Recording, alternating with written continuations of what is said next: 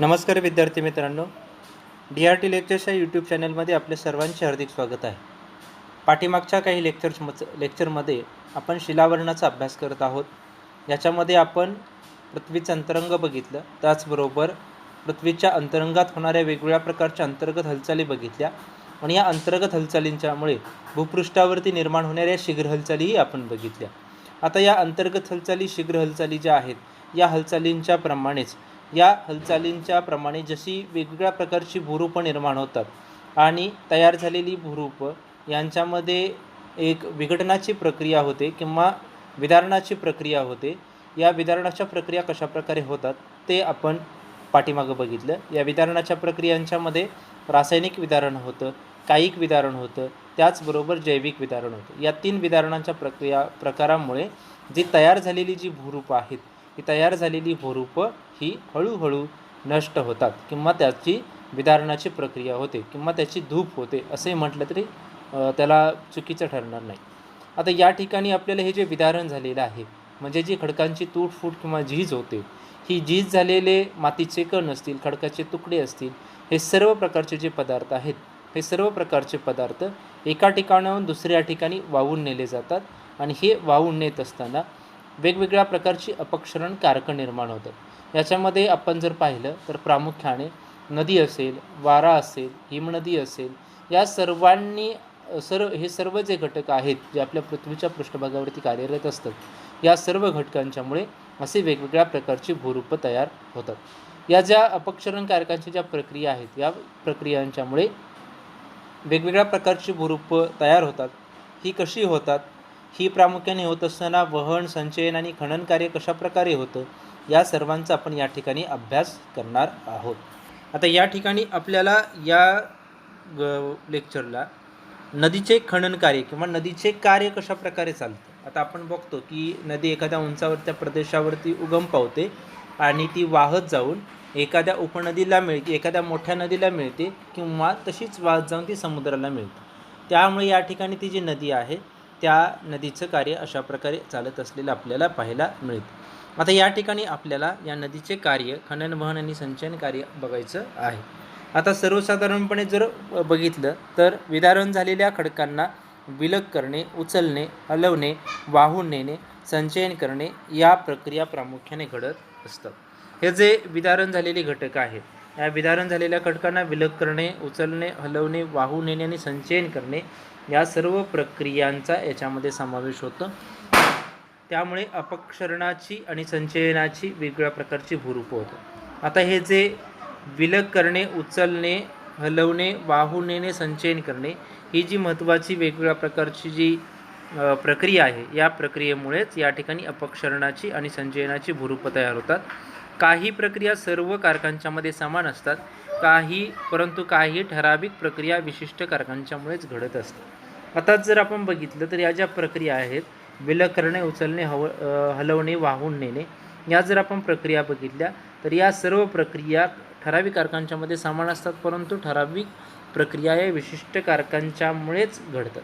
म्हणजे आपण जर बघितलं तर एखाद्या पदार्थाचं, पाण्याच्या ठिकाणच्या पदार्थाचं किंवा नदीच्या काठाचं जर खनन करायचं असेल तर हे खनन करण्यासाठी त्या ठिकाणी या प्रकारची प्रक्रिया महत्त्वाची ठरत असते. अपक्षरण, वहन आणि संचयन या विविध कारकांच्यामुळे विविध प्रकारच्या भूरूपांची निर्मिती होते. अपक्षरण म्हणजे काय तर खनन, वहन म्हणजे वाहून नेणे, संचयन म्हणजे साठवणे.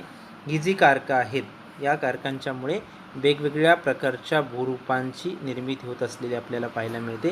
आता या ठिकाणी आपल्याला नदीच्या अपक्षरण, वहन आणि संचयन कार्यामुळे निर्माण होणारी भूरूपं बघायची आहे. आता नदीचं अपक्षरण, वहन आणि संचयन कार्य कशाप्रकारे होतं आणि याच्यामुळे कोणती भूरूपं होतात ते आपल्याला बघायचं आहे. आता आपण जर पाहिलं तर नदीचं खनन, वहन आणि संचयन कार्य याच्यामुळे जी भूरूपं होतात, याच्यामध्ये काही महत्त्वाचे घटक कारणीभूत ठरत असतात. म्हणजे नदीचं अपक्षरण कार्य होण्यासाठी ह्या घटकांचा त्याच्यावरती सर्वात जास्त प्रभाव पडतो. नदीतील पाण्याचा प्रवाह खडकाचे अपक्षरण करून अपक्षरित पदार्थ नवीन ठिकाणी वहन व संचयन करते. या प्रक्रियेमुळे वेगवेगळ्या प्रकारची भूरूपं तयार होतात.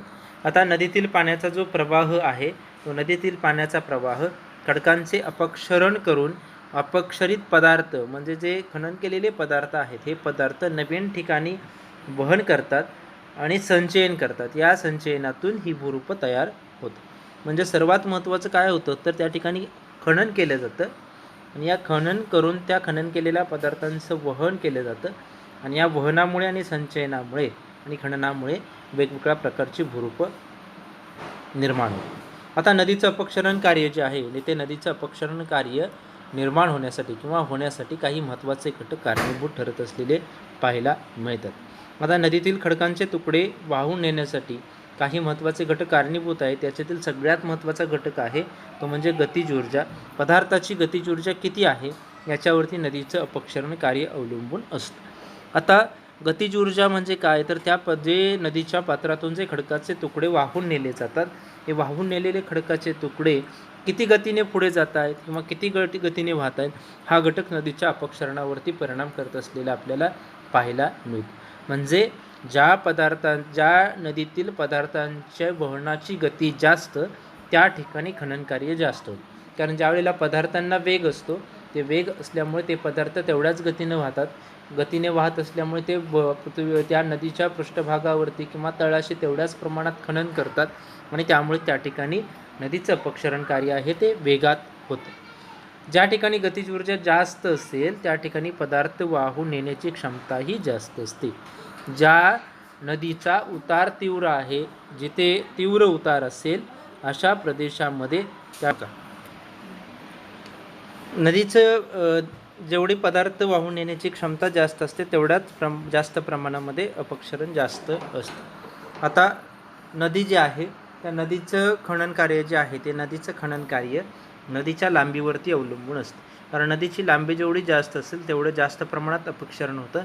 कारण लांबी जास्त असल्यामुळे पाण्याचा प्रवाह जास्त असतो आणि पाण्याचा प्रवाह जास्त असल्यामुळे पाण्याचा प्रवाह का जास्त असतो कारण नदीला आजूबाजूच्या प्रदेशातून उपनद्या, ओढे, नाले, ओघळ हे सर्व जे त्याला जे उपघटक जे आहेत जे नदीचा प्रवाह वाढवतात हे घटक त्याला जास्तीत जास्त प्रमाणात येऊन मिळतात.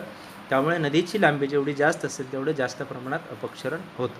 त्याचबरोबर पाण्याचा प्रवाह जर जास्त असेल तर खनन आणि वहन कार्य जास्त प्रमाणात होतं. त्याचबरोबर नदीच्या प्रवाह मार्गामध्ये खडकांचा कोणता प्रकार आहे यावरती सुद्धा नदीचं खनन कार्य अवलंबून असतं. म्हणजे जर नदीच्या प्रवाह मार्गामध्ये मृत खडक असेल तर खनन कार्य जास्त होईल, वेगवेगळ्या प्रकारची भूरूपं तयार होतील. याच्या उलट जर नदीच्या मार्गामध्ये जर पाषाण खडक असेल, अग्निजन्य खडक असेल, एकदम कठीण खडक असेल तर अशा प्रदेशामध्ये खनन कार्य जास्त होणार नाही आणि झालं तरी त्याचं जे प्रमाण असेल ते प्रमाण अत्यंत कमी असेल. त्याचबरोबर प्रदेशाचा उतार जेवढा जास्त असतो तेवढं जास्त प्रमाणामध्ये खनन कार्य होतं. त्यामुळे हे जे सर्व घटक आहेत ते सर्व घटक नदीच्या खनन कार्यावरती परिणाम करत असलेले आपल्याला पाहायला मिळतात किंवा ते घटक नदीच्या खनन कार्यावरती परिणाम करतात. आता हे जे नदीचं कार्य आहे या नदीच्या कार्यामुळे वेगवेगळ्या प्रकारची भूरूपं तयार होतात. या भूरूपांच्यामध्ये नदीच्या खनन कार्यामुळे तयार होणारी भूरूपं या ठिकाणी दिलेले त्याच्यामध्ये गळई, बिहाकाराची दरी, धावत्या, धबधबा, प्रपातगर्त, रांजणखळगे, सन्निघर्षण ही काही प्रमुख भूरूपं आहेत. याच्याशिवायही इतर अनेक भूरूपं आहेत परंतु आपल्याला परीक्षेच्या दृष्टिकोनातून महत्त्वाची असलेली या एवढ्या भूरूपांचा अभ्यास करायचा की ज्याच्यावरती त्या ठिकाणी परीक्षेच्या संदर्भामध्ये प्रश्न विचारला जाऊ शकतो. ही खनन कार्यामुळे तयार होणारी भूरूपं आहेत. त्याचबरोबर ज्यावेळेला हे खनन केलेले पदार्थ आहेत ते खनन केलेल्या पदार्थांचं वहन केलं जातं आणि या वहन केल्यामुळे जी तयार होणारी भूरूपं आहेत ती भूरूपं या ठिकाणी पंखाकृती मैदान, कुंडलकसार सरोवर, नागमोडी वळणे, पूरतट, पूर मैदान ही असलेली पाहायला मिळतात. याच्यामुळे या ठिकाणी वहन कार्यामुळे ही महत्त्वाची भूरूपं तयार होतात. त्याचबरोबर जे संचयन कार्य आहे या संचयन कार्यामुळे गाळाचं मैदान, त्रिभुज प्रदेश ही महत्त्वाची 2 भूरूपं तयार होतात. हे या ठिकाणी आपल्याला परीक्षेच्या दृष्टिकोनातून महत्त्वाचे आहेत आणि याची आपल्याला इथे माहिती बघायची आहे. आता या ठिकाणी नदीच्या खनन कार्यामुळे तयार होणारी जी भूरूपं आहेत या नदीच्या खनन कार्यामुळे तयार होणाऱ्या भूरूपांच्या मधील सर्वात महत्त्वाचं जे पहिलं भूरूप आहे ते म्हणजे घळई. घळई म्हणजे काय तर पर्वतीय प्रदेशातील पाण्याचा वेग जास्त असतो आणि हा ज्यावेळेला पाण्याचा वेग जास्त असतो त्यावेळेला काठापेक्षा तळाचं जे खनन कार्य आहे ते तळाचे खनन कार्य जास्त होते. त्यामुळे तीव्र उताराचे काठ व अरुंद अशा प्रकारची घळई निर्माण होते. आता ज्या वेळेला या ठिकाणी नदीतील पाण्याचा वेग जास्त असतो त्यावेळेला या ठिकाणी ही नदी वाहत असताना नदीचा जो दोन्ही बाजूचा भाग आहे त्या दोन्ही बाजूच्या भागाचं खननकार्य कमी होतं, परंतु त्याच्या तळाच्या भागाचं खननकार्य हे जास्त होतं. म्हणजे या ठिकाणी इथं जर आपण बघितलं तर इथं दाखवल्याप्रमाणे जो खाली आहे या खालच्या भागाचं खननकार्य हे जास्त प्रमाणात होत असलेलं आपल्याला पाहायला मिळेल. आता या ठिकाणी आपण जर पाहिलं तर अशा प्रकारची जी घळई आहे ती घळई उल्हास नदी आहे त्या उल्हास नदीची घळई प्रसिद्ध आहे. त्याचबरोबर नर्मदा नदीमध्ये सुद्धा अशा प्रकारच्या घळई निर्माण झालेल्या आहेत. म्हणजे या ठिकाणी नदीच्या खनन कार्यामुळे तयार होणारं घळई हे सर्वात महत्त्वाचं उदाहरण आहे. त्याचबरोबर व्ही आकाराची दरी, इंग्रजीतील व्ही आकार जो आहे व्ही अक्षर आहे या व्ही अक्षराप्रमाणे या ठिकाणी या प्रकारची भूरूप तयार होतं. आता हे जे घळई आहे त्या घळईनंतर नदीच्या प्रवाहामध्ये कालांतराने पाण्याबरोबर गाळाचं प्रमाण वाढतं आणि गाळाचं प्रमाण वाढल्यामुळे तळभागाचं खनन कमी होतं. म्हणजे आपण काय बघितलं तर याच्यामध्ये घळईमध्ये तळाचं खनन जास्त होत होतं, म्हणजे इकडचं इथल्या या भागाचं खनन जास्त होत होतं, परंतु व्ही आकाराच्या दरीमध्ये या तळाचे खनन कमी होतं आणि तळाचे खनन कमी होत बाजूचा जो भाग आहे त्या बाजूच्या भागाचं खनन कार्य जास्त होतं आणि बाजूच्या भागाचं खनन कार्य जास्त झाल्यामुळे त्या ठिकाणी या प्रकारचा इंग्रजीतील व्ही आकाराप्रमाणे खनन कार्य होतं. म्हणून त्या ठिकाणी इंग्रजीतील जसा व्ही आकार आहे तशा प्रकारचं या ठिकाणी खनन कार्य होतं, म्हणून त्याला आपण व्ही आकाराची दरी असे म्हणतो. आता याचं सगळ्यात महत्त्वाचं याचे उभे जे तट आहे ते घळईचे उभे तट रुंद होऊन त्याला व्ही आकार तयार होतो. त्याचबरोबर दोन्ही खाटाचं खनन जे आहे ते खनन प्रक्रिया ही जास्त प्रमाणात होत असलेली आपल्याला पाहायला मिळते. आता आपण या ठिकाणी व्ही आकाराची दरी बघितली, तसं या ठिकाणी धावत्या आपण बघणार आहोत. आता जर आपण बघितला तर नदीचा जो प्रवाह मार्ग आहे, आता नदीचा प्रवाह मार्ग जो आहे म्हणजे असा जर नदीचा प्रवाह असेल, नदी या भागात वाहत असेल आणि या ठिकाणी खडकाचे उभे थर असतात आणि उभे थर जर एकाडेक जर असतील, एक कठीण खडकाचा असेल एक मृदू खडकाचा असेल तर पाण्याच्या वहनाबरोबर कठीण खडकापेक्षा मृदू खडकाचं खनन हे जास्त आणि कठीण खडकापेक्षा मृदू खडकाचं खनन जास्त असल्यामुळे त्या ठिकाणी एक पायऱ्यासारखा आकार तयार होतो, त्यालाच आपण धावत्या असं म्हणतो. नदी प्रवाहामध्ये मृदू आणि कठीण खडकाचे थर आडवे आल्यास त्या मृदू खडकांचे खनन म्हणजे हे जे खडक आहेत या खडकांचे खनन जास्त होतं. या खडकांचे खनन जास्त झाल्यामुळे कठीण खडकांचं खनन कमी होतं, त्यामुळे जी भूरूपं तयार होतात त्यालाच आपण हा जो मधला भाग आहे मृदू खडकाचा त्याचं खनन जास्त होतं आणि या ठिकाणी पाणी येत असताना त्या ठिकाणी पायऱ्यासारखा आकार तयार होतो, त्यालाच आपण धावत्या असं म्हणतो. त्यानंतरचं महत्त्वाचं भूरूप आहे ते म्हणजे धबधबा. तुम्ही सर्वजणांनी धबधब्याला भेट दिली असेल. धबधबा म्हणजे काय तर डोंगराळ प्रदेशामध्ये कड्यावरून पाणी वाहते आणि कड्यावरून पाणी वाहत असताना ते उतारावरून वेगात खाली पडते आणि खडकाचे खनन करते. त्या ठिकाणी सामान्यतः धबधब्यांची निर्मिती होते. आता जर आपण पाहिलं तर सर्वसाधारणपणे नदी जर अशी वाहत असेल आणि नदीच्या प्रवाह मार्गामध्ये जर अशा प्रकारचा खडक आला किंवा अशा प्रकारचा जर कडा आला तर या कड्यावरून नदीचं पाणी खाली पडतं आणि ह्या कड्यावरून नदीचं पाणी खाली पडत असताना या ठिकाणी धबधब्यांची निर्मिती होते. त्याचबरोबर आणखीन एक महत्त्वाचं म्हणजे धबधब्यांची निर्मिती होत असताना धबधब्यांची निर्मिती जर नदीचा प्रवाह असा आहे, नदीच्या प्रवाह मार्गामध्ये जर छेद निर्माण झाल्यानंतर जर या ठिकाणचा जो भाग आहे या ठिकाणचा भाग छेद झाल्यानंतर या ठिकाणी वरून पाणी अशा प्रकारे खाली पडतं, त्यावेळेला त्या ठिकाणी धबधब्यांची निर्मिती होते.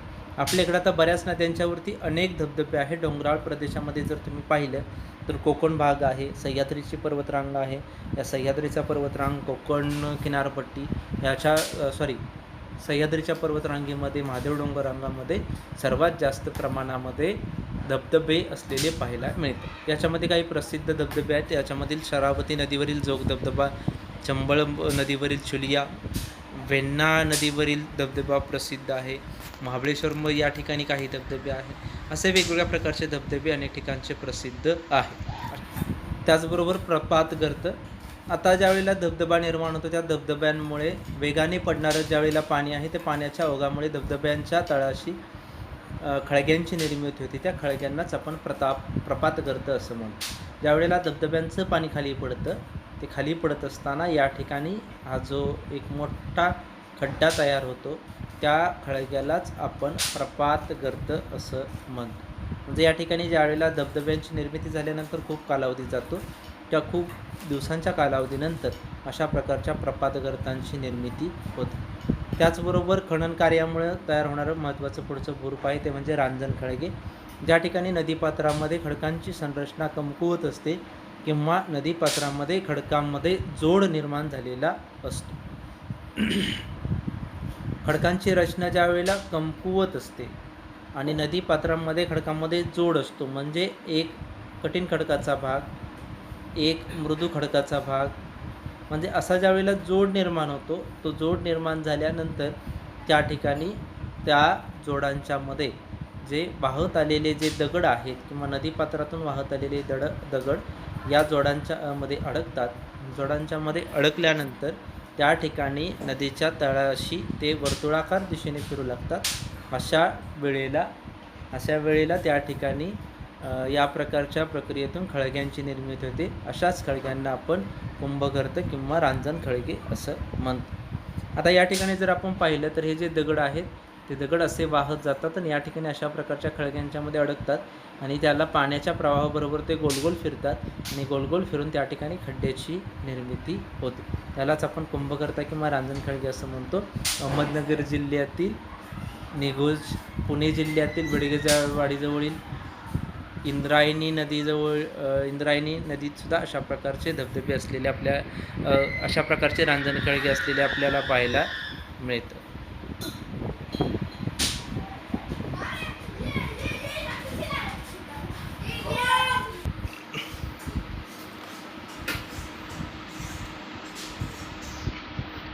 प्रवाहातील खडकाचे तुकडे वाहून दिले जातात. ते एकमेकांच्यावरती अधळ-अपट करतात. हे अधळ-अपट करत असताना नदीपात्रातील दगडगोटे आणि खडे हे बऱ्याचदा गोलाकार बनतात. या प्रक्रियेलाच आपण सन्निघर्षण म्हणतात. यामुळे सूक्ष्म गाळाचा भार तयार होतो. म्हणजे काय होतं तर नदीपात्रात जे वाहत असलेले जे खडकाचे तुकडे आहेत हे खडकाचे तुकडे एकमेकांच्यावरती आदळतात आणि हे एकमेकांच्यावरती आदळत असताना ते त्या ठिकाणी हे एकमेकांच्यावरती आदळल्यामुळे नदीच्या तळाशी असणारे जे दगड आहेत ते दगड गोलाकार बनतात. म्हणजे अशा प्रकारचे जर आपण प्रकार बघितला तर उत्तर भारतातील ज्या नद्या आहेत त्या उत्तर भारतातील नद्यांच्यामध्ये अशा प्रकारचे दगडगोटे असलेले पाहायला मिळतात. आता आपण या ठिकाणी नर्मदा नदीमध्ये जर बघितलं तर नर्मदा नदीसुद्धा अशा प्रकारचे दगड आहेत किंवा आपण नर्मदा नदी आहे किंवा गंगा नदी आहे अशा प्रकारच्या ज्या प्रमुख नद्या आहेत त्या प्रमुख नद्यांचं जी सुरुवातीचा कालखंड आहे त्या सुरुवातीच्या कालखंडामध्ये किंवा सुरुवातीच्या भागामध्ये अशा प्रकारचे दगडगोटे असलेले किंवा सन्निघर्षण या प्रकारचं भूरूप असलेलं आपल्याला पाहायला मिळते. त्याचबरोबर वहन कार्यामुळे काही महत्त्वाची भूरूपं तयार होतात. त्या वहन कार्यामुळे तयार होणारी भूरूपं याच्यातील पहिलं आहे ते म्हणजे पंखाकृती मैदान. जेव्हा नदी मैदानी प्रदेशात प्रवेश करते, एखादी नदी ज्यावेळेला मैदानी प्रदेशात प्रवेश केल्यानंतर उतारामध्ये एकदम बदल होतो आणि त्याची गती मंदावते. म्हणजे नदी जी आपण नदीच्या 3 अवस्था बघतो, एक बाल्यावस्था, तारुण्यावस्था आणि वृद्धावस्था. नदी ज्यावेळेला अवस्थेत असते त्यावेळेला ती खननकार्य किंवा ती जास्त वेगात अवखळ असते त्यामुळे ती खननकार्य जास्त करते. आता ज्यावेळेला ती तारुण्यावस्थेत येते त्यावेळेला त्याचा वेग थोडासा कमी होतो आणि त्या ठिकाणी ती डोंगराळ प्रदेश सोडून मैदानी प्रदेशात प्रवेश करते. तो प्रवेश करत असताना पहिलं जे भूरूप तयार होतं त्यालाच आपण पंखाकृती मैदान असं म्हणतो. त्या ठिकाणी उतारात एकदम बदल होतो, तिची गती मंदावते. परिणामी सर्व पदार्थ आहेत ते पर्वताच्या पायथ्याशी संचयित होतात. भरड औसा त्या ठिकाणी जसे की मोठे दगडगोटे उबडधोबड दरड पदार्थ पायथ्यालगत संचयित होतात. उरलेल्या औसात नदी प्रवाहाबरोबर वाहून नेला जातो आणि ज्या ठिकाणी असे पदार्थ साचतात त्यालाच आपण पंखाकृती मैदान असं म्हणतो. आता जर असा डोंगराळ प्रदेश असेल तर डोंगराळ प्रदेशातून नदी वाहत येत असताना या ठिकाणी जो नदी सर्व पदार्थांचं संचयन करते त्यालाच आपण पंखाकृती मैदान असं म्हणतो. आता ही जशी महत्त्वाची भूरूपं आहेत याच्याचबरोबर नागमोडी वळणं हा सुद्धा महत्त्वाचा घटक आहे. नदीने मैदानी प्रदेशात प्रवेश केल्यानंतर तिची जास्तीत जास्त ऊर्जा ही पदार्थाचं वहन करण्यामध्ये खर्च होते. जर आपण बघितलं तर डोंगराळ प्रदेशामध्ये असताना नदी काय करते तर खनन कार्यामध्ये जास्त ती प्रमाणात कार्यरत असते. परंतु मैदानी प्रदेशामध्ये जर बघितलं तर वहन कार्य जास्त प्रमाणात करते. नदी ज्या वेळेला मैदानी प्रदेशात असते त्यावेळेला ती पदार्थांचं वहन करते. हे वहन करत असताना खनन केलेले पदार्थ आहेत ते एका ठिकाणाहून दुसऱ्या ठिकाणी वहन करते आणि मैदानी प्रदेशामध्ये नदीचा वेग कमी होतो त्यावेळेला त्या ठिकाणी नागमोडी वळणं निर्माण होतात.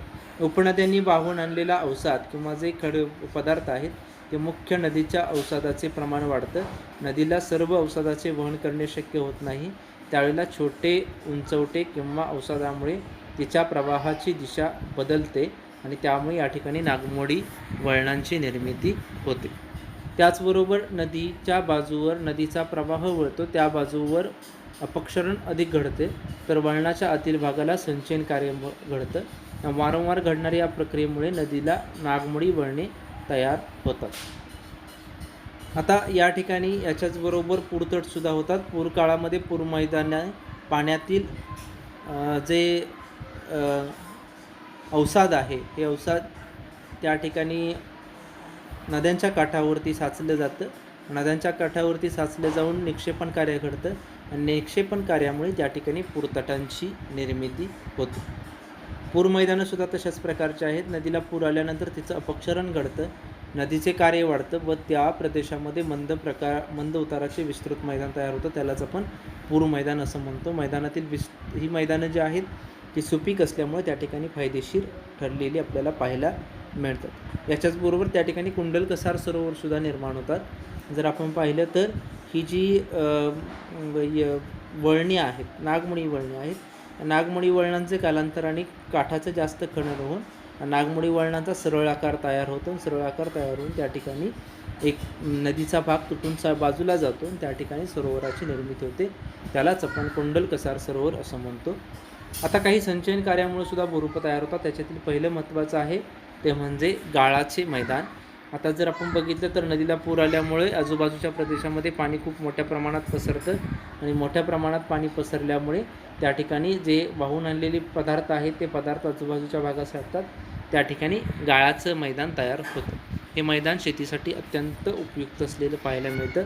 त्याचबरोबर संचयन कार्यामुळे ज्यावेळेला नदी समुद्राला मिळते त्या समुद्राला मिळाल्यामुळे त्या ठिकाणी नदीचा प्रवाहाचा वेग कमी होतो. प्रवाहाचा वेग कमी झाल्यामुळे नदीपात्रातील गाळाचं प्रमाण अधिक असेल तर त्याचा वेग मंदावतो.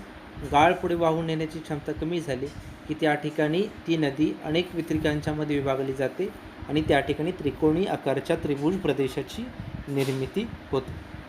आता हे जे त्रिभुज प्रदेश आहेत आपल्या भारतातील सर्वात प्रसिद्ध असलेला गंगा नदीचा त्रिभुज प्रदेश आहे. तो जगातील सर्वात मोठा त्रिभुज प्रदेश म्हणून ओळखला जातो. म्हणजे अशा प्रकारे या ठिकाणी या नदीच्या संचयन कार्यातून निर्माण होणारी भूरूपं आहेत. आता हे जे त्रिभुज प्रदेश आहे त्या त्रिभुज प्रदेशाची निर्मिती अशा प्रकारे झालेली आपल्याला पाहायला मिळतं. आता इथे या ठिकाणी आकृती दिलेली आहे. आता इथे हा जो पाठीमागचा भाग आहे तो पाठीमागचा भाग नदीची बाल्यावस्था आहे. या ठिकाणी नदी वाहत येत असताना ही जी तयार झालेली भूरूप आहे ही नागमोडी वळणे आहेत. हा जो भाग आहे तो कुंडलकसार सरोवराचा आहे. ही गाळाची मैदानं आहेत. हा जो भाग आहे तो त्रिभुज प्रदेशाचा असलेला आपल्याला पाहायला मिळतो. म्हणजे या ठिकाणी हा त्रिकोणी आकाराचा भाग आहे तो त्रिभुज प्रदेश म्हणून आपल्याला ही जी बाकीची जी भूरूपं आपण बघितली की नदीच्या खनन कार्यामुळे तयार होणारी भूरूपं आहेत. ही नदीची जी पाठीमागची अवस्था आहे बाल्यावस्था या बाल्यावस्थेमध्ये तयार होत असलेली आपल्याला पाहायला मिळते. आता या ज्या नदीच्या 3 अवस्था आहेत या नदीच्या 3 अवस्थांच्यामध्ये जर आपण पाहिलं तर ही एक अवस्था, ही दुसरी अवस्था आहे, ही पहिली अवस्था, ही 2 आणि ही तिसरी अवस्था आहे. म्हणजे 3 अवस्थांच्यामध्ये नदीच्या सर्व प्रकारचे जी भूरूप आहेत किंवा जे अपक्षरण कार्य आहे ते अपक्षरण कार्य होत असलेलं आपल्याला पाहायला मिळतं. म्हणजे या ठिकाणी अशा प्रकारे आपल्याला नदीचं अपक्षरण, वहन आणि संचयन कार्य सांगता येईल.